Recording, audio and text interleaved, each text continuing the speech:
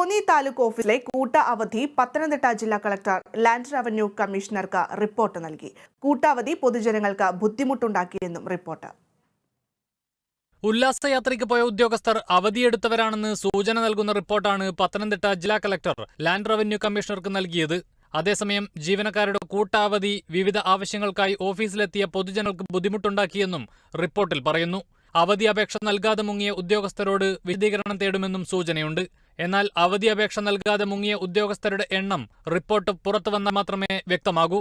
റിപ്പോർട്ടിന്റെ അടിസ്ഥാനത്തിൽ നടപടിയുണ്ടാകുമെന്ന പ്രതീക്ഷയിലാണ് കോന്നി MLA KU ജനീഷ് കുമാർ.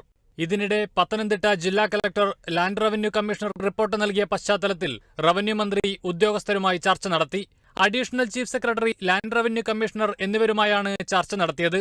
തുടർന്ന് മുഖ്യമന്ത്രിയുമായി ആലോചിച്ച ശേഷമാകും ജീവനക്കാർക്കെതിരായ നടപടി സംബന്ധിച്ച അന്തിമ തീരുമാനമെടുക്കുക.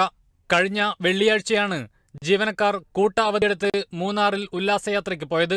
തുടർന്ന് ഓഫീസിന്റെ പ്രവർത്തനം സ്തംഭിച്ചത് വിവാദമായതോടെ കോന്നി MLA റവന്യൂ മന്ത്രിക്ക് നൽകിയ പരാതിയുടെ അടിസ്ഥാനത്തിലാണ് കലക്ടർ റിപ്പോർട്ട് നൽകിയത്.